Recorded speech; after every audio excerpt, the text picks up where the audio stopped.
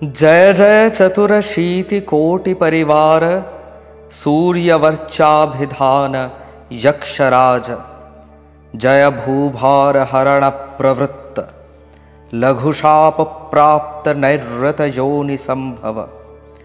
जय काम कटंकटा कुक्षिराज हंस जय घटोत्कचानंदवर्धन बर्बरीकाभिधान। जय कृष्णोपदिष्ट श्रीगुप्त क्षेत्र देवी समाराधन प्राप्त अतुल वीर्य। जय विजय सिद्धिदायक जय पिंगल रेपलेन्द्र द्रुहद्रुहा नवकोटीश्वर पलाशिदावानल। जय भूपालांतराले नागकन्या परिहारक। जय श्री भीममानमर्दन। जय सकल कौरव सेनावध मुहूर्त प्रवृत्त। जय श्री कृष्ण वरलब्ध सर्ववर प्रदान सामर्थ्य। जय जय कलिकालव वंदित नमो नमस्ते पाहि पाहि। আজকে সকালবেলায় একদম বদ্ধপরিকর ছিলাম যে আজকে যে শ্যুটটা হবে সেটা আমরা যে শৃঙ্খলাটি শুরু করেছি শ্রী শ্রী চণ্ডীর জন্ম, সেই শৃঙ্খলারই পরবর্তী পর্ব আমরা তৈরি করব। কিন্তু হঠাৎ করে কিছু ঘটনা ঘটল কলেজে, মনটা একদম চলে গেল শ্যামদেবের কাছে।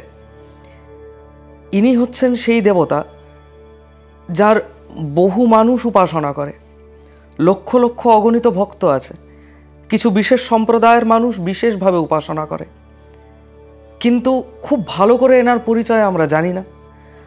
আর এনার যেটুকু পরিচয় জানি সেটা যথেষ্ট নয়।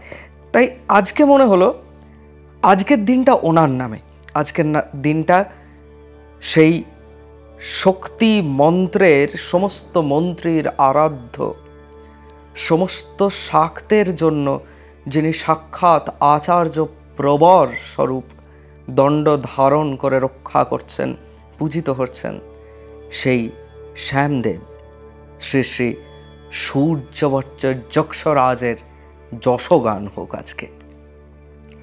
বিষয়টা কি, খাটু শ্যাম এই নামটা কম বেশি আমরা সবাই শুনেছি। বিশেষ করে মারোয়াড়ি সম্প্রদায়ের মানুষজন এনার উপাসনা করে থাকেন। এনার প্রত্যেকটি মন্দির অতি বৈভবশালী, অতি বিত্তশালী, সেখানে ঢুকলে একদম চোখ ধাঁধিয়ে যায় তাদের বিত্ত এবং বৈভব দেখে। এবং যে বিশেষ মারোয়াড়ি পরিবারের মানুষরা এনার উপাসনা করেন তারা অত্যন্ত সকামভাবে বিশেষ কিছু জাগতিক চাহিদা পূরণের জন্য এনার উপাসনা করে থাকেন। এইখানে আমার একটু ব্যক্তিগত সমস্যা আছে, এখানে আমার একটু ব্যক্তিগত আপত্তি আছে। সে আপত্তির জায়গাটাই আজকে আপনাদের সামনে তুলে ধরি। গল্পটা শুনলে বুঝতে পারবেন যে কেন আমার এত আপত্তি। ছোটবেলার থেকে যেখানে বড় হয়ে উঠেছি সেই পুরুলিয়া শহরে বিভিন্ন মন্দিরে এই খাটু শ্যাম বলে পরিচিত বর্বরিকের কিছু বিগ্রহ আমি দেখেছি। ছোটবেলায় এনাকে চিনতাম না, বাবাকে প্রশ্ন করতাম যে ইনি কে, ইনি কোন দেবতা। বাবা বলতেন এনার নাম খাটু শ্যাম, এনার নাম বর্বরিক। এবারে মহাভারত পড়লাম, মহাভারতে কোথাও ভালো করে বর্বরিকের উপাখ্যান পেলাম না।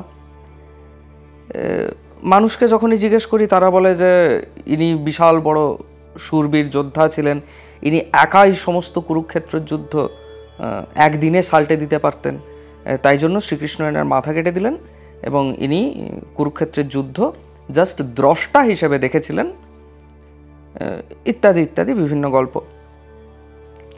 একটা প্রশ্নের আমি কোনোদিন সমাধান করতে পারিনি।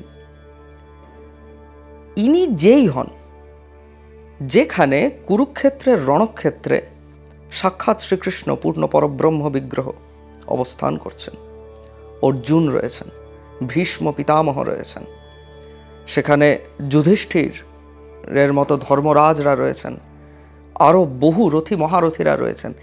ইনাদের সবাইকে ছেড়ে নিয়ে এমন একজন কেন আমার পূজ্য বা উপাস্য হবেন যার মাথা যুদ্ধের প্রথমেই শ্রীকৃষ্ণ কেটে দিচ্ছেন? কেন কেটে দিচ্ছেন তারও কোনো মানে খুব ঠোস একটা, খুব জোরদার একটা প্রমাণ আমরা পাচ্ছি না। তাহলে ইনি কে? এই ভদ্রলোক কে? এই খাটু শ্যাম বলে যার পুজো হচ্ছে, জাস্ট একটি মাথা, এতগুলো গালে দাড়ি, প্রচুর মাণিক্য রত্নখচিত মুকুট পরে আছেন, অনেক দামি দামি মানুষরা এনার পুজো করে, অনেক দামি দামি মন্দিরে ইনি থাকেন, এনার নামে প্রচুর দামি দামি ভাণ্ডারা হয়। কে ইনি? এবং শুধুমাত্র জাগতিক চাহিদা পূরণের জন্য, ব্যবসায় উন্নতির জন্য, বিত্তশক্তি অর্জনের জন্য কেন এনার উপাসনা হবে? ইনি কি এমন বিশেষ যেখানে বিত্তশক্তি বৃদ্ধির জন্য বা অর্থ লাভের জন্য বহু বিধান আছে, বহু দেবতার উপাসনা বিধি আছে, কেন এনারই কেন? এক্ষুনি আমার কাছে আমার ভ্রাতৃপ্রতিম স্বর্ণ এসেছিল। তো স্বর্ণকে যখন আমি বললাম যে আজকে এনার নিয়ে কথা হবে, হ্যাঁ পুজোই বটে, আজকে এনার নিয়ে কথা হবে, তো স্বর্ণ খুব সুন্দর এই কথাটা বললো যে শিবমদা, যারা যারা এর পুজো করে ফিল্দি রিচ হয়, প্রচুর পয়সা পায়। বলে এক্স্যাক্টলি यही सोच तो बदलनी है। তাহলে আমরা আজকে একটু দেখব যে খাটু শ্যাম ইনি কে। বর্বরিকের প্রত্যক্ষ উপাখ্যান আমরা পাই স্কন্দ পুরাণে। স্কন্দ পুরাণ শুরু হচ্ছে মাহেশ্বর খণ্ড দিয়ে। মাহেশ্বর খণ্ডের আন্ডারে পড়ছে প্রথমে কেদার খণ্ড, তারপর কৌমারিকা খণ্ড। সেই কৌমারিকা খণ্ডের একদম শেষের 3টি অধ্যায় বর্বরিকের উপাখ্যান বর্ণিত আছে। এবারে আপনারা বলবেন যে এটা আলাদা করে মনোলগ করে বলবার কি আছে? না, মনোলগ করে বলবার আছে। তার কারণ স্কন্দ পুরাণে যে তথ্যগুলো আছে তার একদম কোনো বিশ্লেষণ কোথাও পাওয়া যায় না। সেই বিশ্লেষণটা আমরা আজকে একটু করবার প্রচেষ্টা করব। সেই ঘটনাতে ঢুকবার আগে অবভিয়াসলি আমাদের সমস্ত দর্শক বন্ধুদেরকে অসংখ্য ধন্যবাদ আমাদের সঙ্গে সংযুক্ত থাকার জন্য। আপনারা এখনও বিশ্বাস করে প্রত্যেকটা ভিডিওর সাথে আমাদের সাথে সংযুক্ত হচ্ছেন, আপনাদের বিশ্বাস আমাদের ওপর রেখেছেন। যে কোনো রকম astrological consultancy, paranormal investigation, past life regression, যে কোনো রকম ঘটনা যেটা আলোর জগতের নয়, যেটার জন্য অন্ধকার জগতের এনক্রোচমেন্ট প্রয়োজন, তার জন্য আমাদের কমপ্লিট টিম অ্যাবসলিউটলি রেডি আছে for your service only. Contact করুন আমাদের সাথে। আমাদের সাথে কন্ট্যাক্ট করবার লিঙ্ক ডেসক্রিপশন বক্সে দেওয়া থাকবে। ফিরে আসি আমাদের আজকের আলোচনার বিষয়বস্তু, শ্রী শ্রী বর্বরিক বা খাটু শ্যাম। এই খাটু শ্যাম নামটা আমি খুব বেশি প্রয়োগ করব না, আমি ওনাকে শ্রী শ্রী বর্বরিক যক্ষরাজ বলেই সম্বোধন করব। স্কন্দ পুরাণের মাহেশ্বর খণ্ডের, কৌমারিকা খণ্ডের একদম শেষের 3টি যে অধ্যায় আছে সেখানে প্রথমে বর্বরিকের একটি জন্ম উপাখ্যান আছে, যেখানে ঘটোৎকচ প্রাগ জ্যোতিষপুরের রাজকন্যা, তিনি আবার মূর দানবের কন্যা।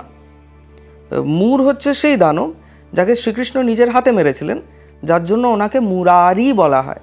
আমরা বলি না কৃষ্ণ মুরারি, তো সেই মুরারি শব্দটার অর্থ কি? মূর দৈত্যের অরি, মানে মূরের শত্রু। সেই মূর দৈত্যের অরি যিনি, তিনি মুরারি। সেই মূরের কন্যা হচ্ছেন কামকটঙ্কটা, এবং যেহেতু মূরের কন্যা তাই ওনার নাম পড়েছে ব্যাকরণগতভাবে মৌর্বী। এই মৌর্বী কামকটঙ্কটা যে প্রাগ জ্যোতিষপুরের রাজকন্যা ছিলেন, তার সঙ্গে বিয়ে হলো ঘটোৎকচের। সেই ঘটনাটা ওখানে আছে, কিভাবে হলো তার একদম বিস্তৃত বর্ণনা আছে, বহুকাণ্ড করে সেই বিয়ে হয়েছে আর কি। সেইখান থেকে জন্ম হলো হিড়িম্ব বনে বর্বরিকের। বর্বরিকের নাম বর্বরিক হয়েছিল, খুব কোঁকড়ানো কোঁকড়ানো চুল ছিল ওনার, বড় সুন্দর, বর্বরাবৎ কেশ, বর্বরার মতো মানে কোঁকড়ানো চুল আর কি, ওরকম বড় সুন্দর দেখতে ছিলেন বর্বরিক। তো সেই জন্য ওনার নামও হয়েছিল বর্বরিক। বর্বর কেশযুক্ত বলে, বর্বরাবৎ কেশযুক্ত বলে ওনার নাম রাখা হয়েছিল বর্বরিক। এই বর্বরিক জন্মের পর এনার পিতামহদের অর্থাৎ পঞ্চপাণ্ডবদের চিনতেন না। ওনার সঙ্গে কখনো আলাপও হয়নি তাদের। ছোটোবেলাতে বাচ্চা বয়সে একটু শিক্ষা দীক্ষা দিয়ে, মোটামুটি বেসিক প্রাইমারি এডুকেশনটা দিয়ে শ্রীকৃষ্ণের সঙ্গে সাক্ষাৎ করাতে নিয়ে গেলেন ঘটোৎকচ বর্বরিককে, যে উনি এবার বলবেন তোমার কি হবে। ওইটুকু বাচ্চা ছেলে সাক্ষাৎ পূর্ণ পরব্রহ্ম শ্রীকৃষ্ণের কাছে গিয়ে কি প্রশ্ন করছে, যে প্রভু আপনি আমাকে বলুন জীবনের উদ্দেশ্য কি। এইরকমভাবে বলছেন বর্বরিক। কেউ বলছেন ভোগ, কেউ বলছেন মোক্ষ, কেউ বলছেন ধর্ম, কেউ বলছেন নিষ্ঠা, কেউ বলছেন শ্রদ্ধা, কেউ বলছেন কর্মকাণ্ড। কোনটা ঠিক আপনি নিশ্চয় করে আমাকে বলুন। শ্রীকৃষ্ণ হেসে বললেন যে, মানে উনি হয়তো মনে মনে ভাবছেন কমপ্লিট গীতার জ্ঞান দেওয়ার সময় এখনো আসেনি, ওটা আমি কুরুক্ষেত্রে দেব, পরে রেফার করে একটু পড়ে নিও বা শুনে নিও, তুমি তো শুনবেই। এখনকার জন্য তুমি এটুকু জানো, এখান থেকে শ্রীকৃষ্ণ বলছেন, বাকিটা উনি মনে মনে হয়তো বলেছেন। উনি বলছেন যে ক্ষত্রিয়ের কর্ম হচ্ছে বল বৃদ্ধি করা, শক্তি অর্জন করা। তুমি ক্ষত্রিয় কুলে জন্মেছ, তুমি শক্তি অর্জন করার জন্য চেষ্টা করো। বর্বরিক প্রশ্ন করছেন, আমি কিভাবে শক্তি অর্জন করব? শ্রীকৃষ্ণ বলছেন, শক্তি একভাবেই অর্জন করা সম্ভব, জগদম্বিকার উপাসনা। স্কন্দ পুরাণের রেফারেন্স এটা। শ্রীকৃষ্ণ বর্বরিককে বলছেন যে বৎস, শক্তি একভাবেই অর্জন করা সম্ভব, আর সেই পন্থা হচ্ছে শ্রী শ্রী জগদম্বিকার উপাসনা করা। তুমি মহীসাগর সঙ্গম তীর্থে গমন করো, যার আরেকটি নাম গুপ্তক্ষেত্র। অনেকে বলেন, অনেকে এই গুপ্তক্ষেত্রের অর্থ করেন আমাদের নীল পর্বত কামাখ্যা। শ্রীহরি বললেন যে সেইখানে মহর্ষি নারদের দ্বারা আহুত হয়ে 9 জন দুর্গা, নবদুর্গা সেখানে নিবাস করেন। তুমি সেইখানে চলে যাও এবং জগদম্বিকার উপাসনা করো এবং শক্তি অর্জন করবার জন্য সচেষ্ট হও। বর্বরিক চলে গেলেন। ওখানে গিয়ে উনি দীর্ঘকাল দেবীর উপাসনা করলেন। 3 বছর কঠোর তপস্যা করবার সময় উনি আজন্ম ব্রহ্মচর্য ধারণের সংকল্প নিলেন। কিরকম পিতৃপুরুষ ওনার, সেই পিতৃপুরুষের মধ্যে ভীষ্ম পিতামহ আছেন, খুব স্বাভাবিক, তো ছেলে তো এরকম হবেই। যাই হোক, ছেলে দেবীর উপাসনা করতে করতে সংকল্প নিচ্ছে, আমি আজীবন ব্রহ্মচর্য মহাব্রত ধারণ করব। 3 বছরের মধ্যে দেবী তুষ্ট হয়ে গেলেন। দেবী কৃপা করলেন, প্রত্যক্ষ ওনার কৃপা কটাক্ষ দিলেন বর্বরিককে। বর্বরিক দেবীর কাছে প্রশ্ন করছেন, আমার জন্য কি আদেশ আছে দেবী? দেবী বলছেন, তোমাকে আমি বর দেব, কিছু চাও? বর্বরিক বলছেন, না দেবী, কোনো কিছু প্রাপ্তির আশায় তো আমি আপনার উপাসনা করিনি। শ্রী হরি বলেছেন যে আপনার উপাসনা করলে শক্তি প্রাপ্ত হওয়া যায়, তো আপনার দর্শন মাত্রে আপনি কৃপা করেছেন, এতে আমার সর্বশক্তি লাভ হয়ে গেছে, আমার আর কি চাওয়ার থাকতে পারে। এইরকম লোক, এরকম ছেলে ছিলেন বর্বরিক। দেবী অত্যন্ত তুষ্ট হলেন। তারপরে দেবী বললেন যে ঠিক আছে, এইখানেই এই মহীসাগর সঙ্গম তীর্থেই বিজয় বলে এক ব্রাহ্মণ আসবেন, তুমি তার সেবা করো। বর্বরিক বললেন, no problem, I will do that. বিজয়ের সাথে তার সাক্ষাৎ হলো। আমি একটু সংক্ষেপে বলছি গল্পটা, পুরো বিস্তৃত গল্পটা আমি তো রেফারেন্স বলেই দিলাম। বিজয়ের সাথে ওনার সাক্ষাৎ হলো।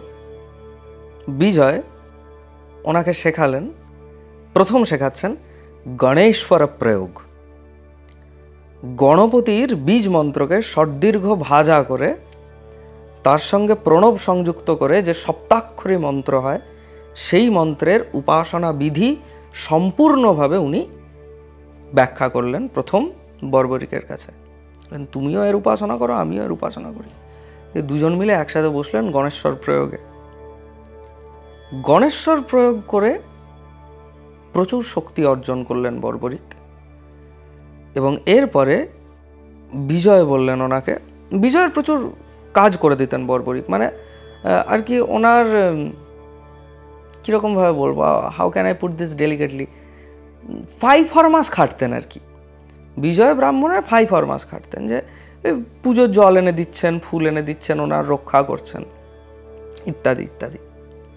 এইভাবে গণেশ্বর প্রয়োগ হলো, দুজনেই আস্তে আস্তে সিদ্ধ হলেন। একটি রাত্রে বিজয়, যিনি ছিলেন যে ব্রাহ্মণ, তিনি বর্বরিককে বললেন, আজ রাতে আমি দেবী সিদ্ধ মাতার উপাসনায় বসব, তুমি সর্বতোভাবে সমস্ত দিশা থেকে আমাকে রক্ষা করবে, এটাই আজকে তোমার আদেশ। বর্বরিক বললেন, যথা আজ্ঞা, আপনার উপাসনা আমি কোনো মতে ভঙ্গ হতে দেব না, আপনি বসুন পূজায়। বিজয় পূজায় বসলেন। প্রথম প্রহরে এক রাক্ষসী এসে বিঘ্ন উৎপাদন করলেন। বর্বরিক কঠোর হস্তে তাকে দমন করলেন, মানে মেরেই ফেললেন। প্রথম রাক্ষসী বধ করলেন। দ্বিতীয় প্রহরে রেপলেন্দ্র বলে এক রাক্ষস উৎপাত করতে এলো, তাকেও মেরে মরালেন, মানে ঘোষেড়ে ঘোষেড়ে থসেড়া, মানে আমাদের পুরুলিয়ার ভাষায় যেটাকে বলে থসাড়ে মারল, তো থসাড়ে মেরেছিলেন। মানে স্কন্দপুরাণে এইরকমই ল্যাঙ্গুয়েজ, এরকমই ব্যাখ্যা দেওয়া আছে, সেটার একদম এক্স্যাক্ট আমাদের ভাষাতে অনুবাদ করলে এটাই বেরোয়, মানে থসাড়ে মারিয়েছিল। তৃতীয় প্রহরে দ্রুহদ্রুহা নামে এক রাক্ষসী এলো, তাকেও মারে মরায় দিল। চতুর্থ প্রহরে 9 কোটি দানবের সেনা নিয়ে পলাশী বলে এক দৈত্য আক্রমণ করলো বিজয়ের ওপর। একা বর্বরিক ওই গণেশ্বর প্রয়োগের শক্তিতে এবং দেবীর কৃপাকে মাথায় রেখে একা ঝাঁপিয়ে পড়েছিলেন 9 কোটি দৈত্যের বিরুদ্ধে। 9 কোটি দৈত্য, পিশাচ, দানব, রাক্ষসদের, নিশাচরদের বিশাল সেনাবাহিনীর মধ্যে একা ঝাঁপিয়ে পড়ে বিধ্বস্ত করে দিয়েছিলেন।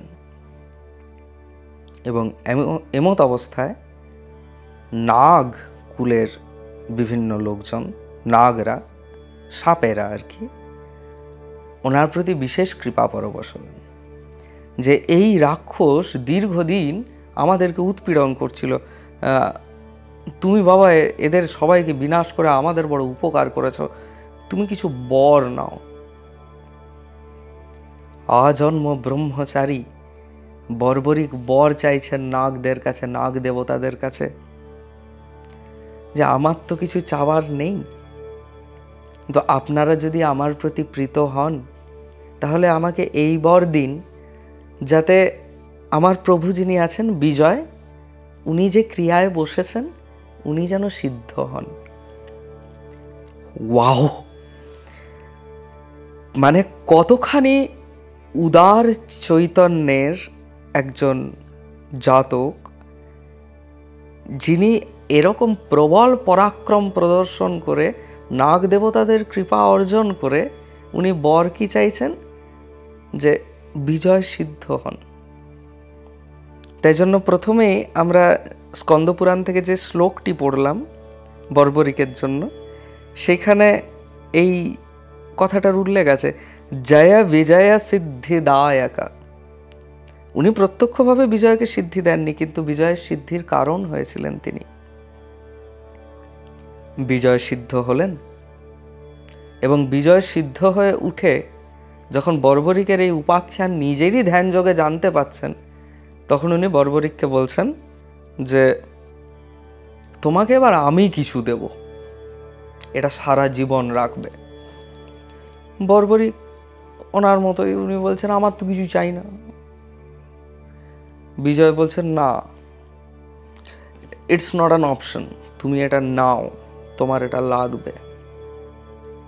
কি দিলেন? বিজয়ের সমস্ত রাত্রি যে অগ্নিকর্ম করেছেন, সেই অগ্নিকুণ্ডের রক্তিম ভস্য,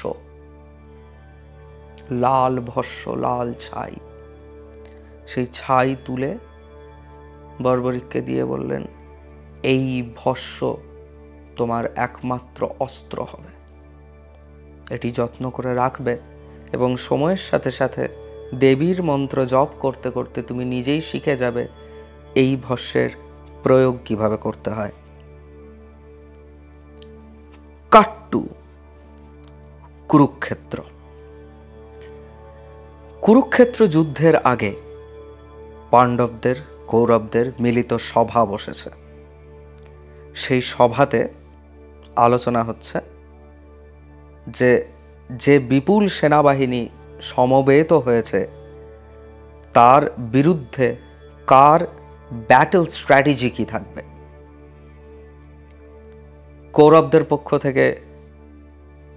কৌরবদের পক্ষে প্রচুর রাজারা এসছেন আর্যাবর্তের সংযুক্ত হতে।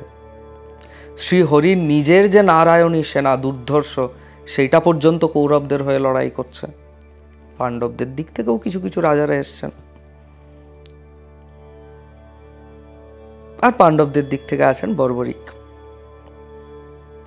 দুর্যোধন প্রশ্ন করছেন ওনার সেনানায়কদের যে এই যে বিশাল সেনাবাহিনী দেখছেন আপনারা, এই সম্পূর্ণ সেনাবাহিনীকে সম্পূর্ণ বিধ্বস্ত করতে, শেষ করে দিতে আপনাদের কার কত সময় প্রয়োজন হবে? বিভিন্ন জন বিভিন্ন সময় বললেন। কোনো মহারথী বললেন আমার 1 মাস সময় লাগবে, কোনো মহারথী বললেন আমার 15 দিন, এক পক্ষ সময় লাগবে। এই সময়টা মানে কি না, উনি যদি একা লড়াই করেন, মানে বাকি আর কারো প্রয়োজন নেই, ওনারা যদি একা লড়েন তাহলে পরে কতটা লাগবে? কৌরবদের দিক থেকে এই উত্তরগুলো আসছে যে আমার 1 মাস লাগবে, আমার 15 দিন লাগবে। কর্ণ বলছেন যে আমার 6 দিন লাগবে। পাণ্ডবদের দিক থেকে যখন প্রশ্ন করা হলো যে কার এই সেনাবাহিনী শেষ করতে কতদিন সময় লাগবে, অর্জুন বললেন আমার 1 দিন লাগবে, আমি 1 দিনে কৌরবদের এই সম্পূর্ণ সেনাবাহিনীকে বিধ্বস্ত করে দিতে পারি। এখানে বর্বরিক উঠে দাঁড়ালেন। বাচ্চা ছেলে, ছোট তো তখন উনি, মানে ওনাদের থেকে অনেকটাই ছোট। উনি ভয়ে ভয়ে বলছেন, শ্রীকৃষ্ণ আছেন সভাতে উপস্থিত, উনি বলছেন যে আমি কিছু বলতে পারি? যুধিষ্ঠির বললেন যে, যুধিষ্ঠির অত্যন্ত স্নেহাস্পদ ছিলেন, উনি বললেন যে হ্যাঁ বলো, কি বলবে? বলছে মহারাজ, উনি বললেন যে 1 দিন সময় লাগবে, কিন্তু আমার মনে হয় 1 দিন অনেকটা বেশি সময়। মোটামুটি 2 দণ্ডের মধ্যে আমি সম্পূর্ণ করে দেবো। সবাই একটু নড়ে চড়ে বসলো। হে বাচ্চা বলে কি? 2 দণ্ড মানে 48 মিনিট। উনি বলছেন, বর্বরিক বলছেন, এই বিপুল সেনাবাহিনী কৌরব পক্ষের বিধ্বস্ত করে একদম নির্মূল করে দিতে আমার 48 মিনিট সময় লাগবে। সবাই বলল যে এ কি বলছে, আইদার ভুল বকছে বা বাচ্চা ছেলে ওভার অ্যাম্বিশাস হয়ে কিছু বলছে। শ্রীকৃষ্ণ বললেন যে না না না না, ওয়েট ওয়েট ওয়েট, এ বাজে কথা বলছে না। এ বিজয়ের যখন সেবা করত তখন একা 9 কোটি রাক্ষসকে সাল্টে দিয়েছিল 1 প্রহরের মধ্যে। তখন তো এর কাছে কোনো শক্তিও ছিল না। এখন তো এ বিজয়েরও কৃপাপ্রাপ্ত, দেবীর কৃপা প্রাপ্ত। এ কি করতে পারে আমরা এখনই কিছু বলতে পারি না। কয়েকজন রাজা একটু অফেন্ডেড হয়ে, বিশেষ করে অর্জুন, উনিও একটু অফেন্ডেড হয়ে যে আমরা বলছি যে এত সময় লাগবে, এ বাচ্চা বলে 48 মিনিটে শেষ করে দেবে। এত বড় বড় মহারথীরা সব দাঁড়িয়ে আছেন। তো সেখানে ওনাকে এই কথাটা বলা হয়েছিল যে বাবা তুমি একটু ভেবে নাও, তার কারণ প্রতিপক্ষে যারা আছেন, কৃপাচার্য আছেন, দ্রোণাচার্য আছেন, ভীষ্ম পিতামহ আছেন, কর্ণ আছেন, দুর্যোধন আছেন, মানে এনাদের সামনে যুদ্ধ করতে সাক্ষাৎ মহাদেবকেও একবার অন্তত ভাবতে হবে। তুমি ভেবে বলছো তো যা বলছো। বর্বরিক বললেন, আপনাদের প্রমাণ চাই? রাজারা বললেন, yes, we can use some প্রমাণ, that could be very good. তুমি যদি আমাদের কোনো প্রমাণ দিতে পারো তাহলে খুব ভালো হয়। বর্বরিক ওনার ওই যে পুঁটলিতে করে বিজয়ের দেওয়া ভস্য এনেছিলেন, সেই ভস্য বার করলেন। ওনার তুনির থেকে বার করলেন একটি তীর। তীরের ফলাটি নিলেন খুলে, ওটি তো অস্ত্র আসল। তীরের ফলাটি খুলে নিলেন। তারপর ওই তীরটিকে, তীরের সামনেটা ভস্যে মাখিয়ে নিলেন। কিছুটা ভস্য হাতে নিয়ে এই তীরের ফলাতে মাখিয়ে নিলেন। ধনুকে যা সংযোগ করে আকাশে লক্ষ্য করে তীরকে নিক্ষেপ করলেন। যা হওয়ার তাই হলো। তীর কিছু দূর গিয়ে নিয়ে পর টুক করে পড়ে গেল মাটিতে। সবাই বললো, এটা কি হলো, তুমি একটা ফাঁকা তীর কেন আকাশে ছুড়লে? বর্বরিক বলছেন, আপনারা প্রত্যেকে একটু নিজের বুকের দিকে তাকিয়ে দেখুন তো। সবাই, বড় বড় মহারথীরা আছেন ওখানে, সবাই নিজের বুকের দিকে তাকিয়ে দেখছেন যে বুকের কাছে লাল ভস্য লেগে আছে। দুর্যোধনের উরুতে ভস্য লেগে আছে, কর্ণের গলায় ভস্য লেগে আছে, আর শ্রীহরির পাদ পদ্মে ভস্য লেগে আছে। অর্থাৎ কি, যার যেটি মর্মস্থান, যেখানে যার আঘাতে, অস্ত্রের আঘাতে যার মৃত্যু হবে, সেইখানে ওই ভস্য গিয়ে মার্ক করে দিয়েছে। বর্বরিক বললেন, এতটা প্রমাণ যথেষ্ট ছিল? নাও জাস্ট ইম্যাজিন যে আমি এই ভস্যের জায়গায় যদি এই ফলাটা লাগাতাম, কি হতো? এক্ষুনি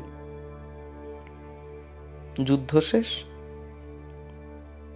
তাই পিতামহ, আপনাদেরকে আমি করজোড় নিবেদন করছি, যাবৎ এই বর্বরিক বেঁচে আছে আপনারা কেউ অস্ত্র ধারণ করবেন না। আপনাদের কাউকে অস্ত্র ধারণ করতে হবে না, আমি একা দেখে নেব। পাণ্ডবরা জয়ধ্বনি করে উঠল, অহো অহো, বাহ, বীর সন্তানের জন্ম দিয়েছে ঘটোৎকচ। প্রবল পরাক্রম, এক মুহূর্তে গোটা সেনাবাহিনীকে ও শেষ করে দিতে পারে, কৌরবদের নিঃশেষ করে দিতে পারে, জাস্ট একটা অস্ত্রের শক্তিতে, একটা তীর, একটা অস্ত্র। হঠাৎ শ্রীকৃষ্ণ নিজের আসন ছেড়ে উঠলেন, সুদর্শন আবাহন করলেন, চালিয়ে দিলেন। গলাটি কেটে পড়ে গেল। হাহাকার করে উঠল সবাই, মাধব, এ আপনি কি করলেন? এ আপনি কি করলেন? এ তো আমাদের পাণ্ডবদের সেনাবাহিনীর সব থেকে শক্তিশালী একজন হতে পারত, আপনি এটা কি করলেন? বিভিন্ন জন রাজারা কেউ গালাগাল করছে শ্রীহরিকে, কেউ দোষারোপ করছে। ভীমসেন হাহাকার করে কাঁদছেন, ঘটোৎকচ হাহাকার করে কাঁদছেন, যুধিষ্ঠির মাথা চাপড়াচ্ছেন। শ্রীহরি নিশ্চুপ হয়ে বসে সুদর্শনটি তুলে সেটার থেকে রক্ত মুছছেন আর বললেন যে, একটু অপেক্ষা করো, তোমরা উত্তর পাবে। ওই মৃতদেহ, বর্বরিকের কাটা মাথা পড়ে আছে, ভগবতী সাক্ষাৎ প্রকট হয়ে গেলেন। 14 জন দেবী ওখানে আবির্ভূত হয়ে, সিদ্ধ মাতা সহ 14 জন দেবী আবির্ভূত হয়ে গেলেন। দেবী চণ্ডিকা বলছেন, উচিত কাজ করেছেন মাধব। এই তো এর গতি হওয়ার কথা ছিল। যখন আপনার অবতার নেওয়ার কথা হয়েছিল বৈকুণ্ঠে, তখন সাক্ষাৎ ব্রহ্মার কাছ থেকে অভিশাপ পেয়েছিল এই অস্তিত্ব। এর আসল নাম সূর্যবর্চা। ইনি যক্ষদের অধিনায়ক। আপনার অবতার নেওয়ার জন্য প্রার্থনা নিয়ে, ধরিত্রীর ভার হরণের জন্য যখন দেবতারা আপনার কাছে গিয়ে পৌঁছেছিলেন, তখন সূর্যবর্চা গিয়ে বলেছিল যে দেবতারা আপনারা অবতার নেবেন, আমি থাকতে আপনারা অবতার নেবেন, কোনো প্রয়োজন নেই, আমি একা সাল্টে নেব। আপনারা আমাকে অনুমতি করুন, আমি গিয়ে ভূভার হরণ করে আসব, আমার জন্য 2 দিন সময় লাগবে। হয়তো সে সত্য কথা বলছিল, কিন্তু ব্রহ্মা ক্রুদ্ধ হয়েছিলেন।